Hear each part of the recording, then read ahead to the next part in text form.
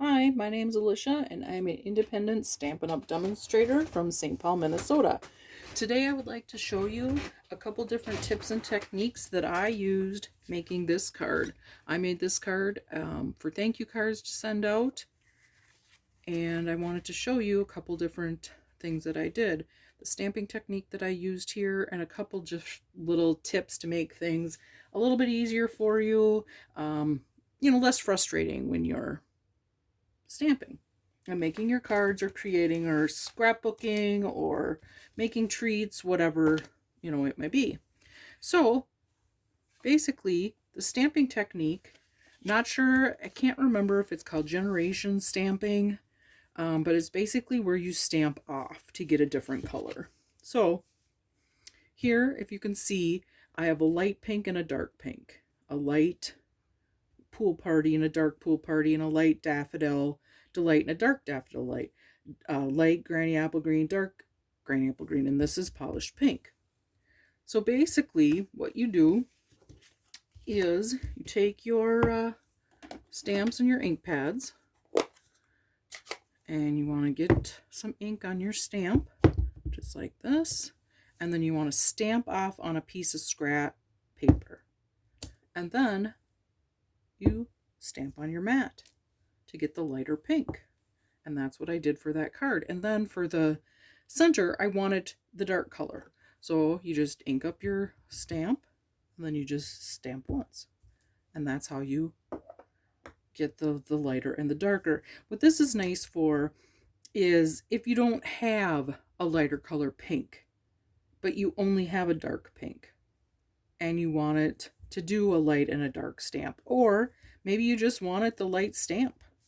And it's really nice to do leaves. You could just stamp, and then you don't, and then what's nice about the In Bloom set is it has the vein. So you could do the light green, and then you can stamp on the regular granny apple green with the vein to get that effect. I saw this done on a video when I first started Stampin' Up, and I thought, wow, what a great idea. That is so cool. And as I was making this card today to send out thank you notes, I thought, I have customers, and I have new customers now that I'm a demonstrator. I want to show them that same technique because I just thought it was so neat. I guess it doesn't take much to get me excited. And then the other thing that I saw just recently, I thought this was a really, really neat tip using the U-Pick tool. Okay, so with the U-Pick tool, this is your U-Pick tool, it has two ends, and there are other ends that you can add on, take off, and put different tips, but this one right here is the putty end, and I'm not sure what this is called, but it's the sharp end.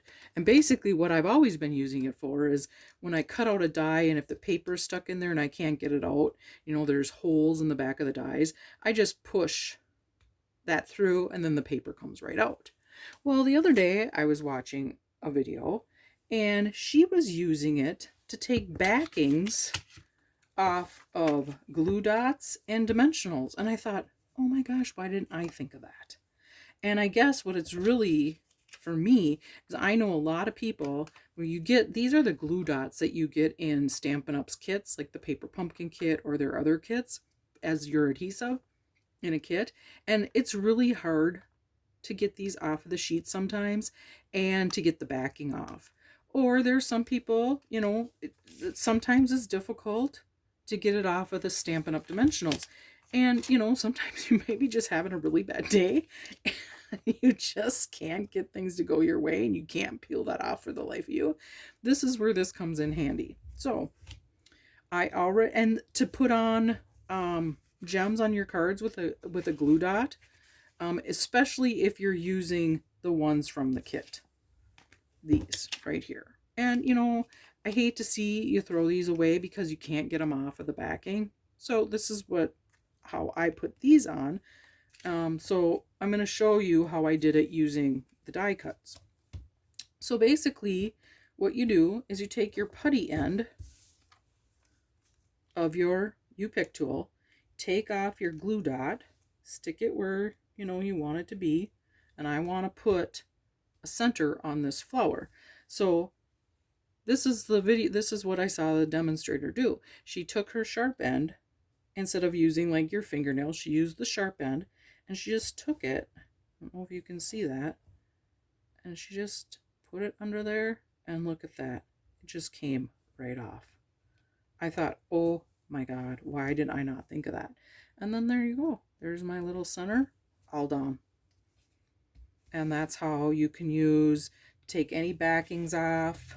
This is, you know, the for a dimensional, you know, so if you want to flip your flower over, put your dimensional on, and you take your U-pick tool, and just like that, the backing's off.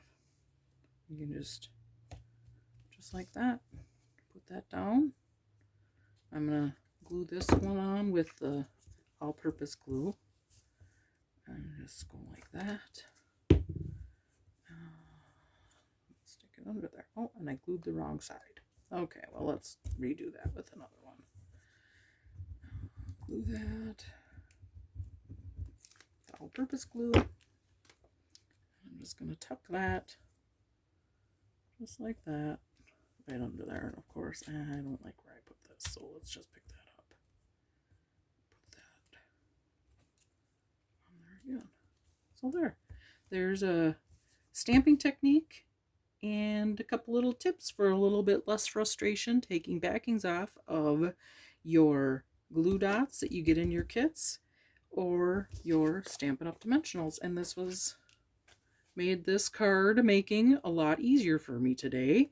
I only had to pull out 3 ink pads to get 6 different colors. So there you go.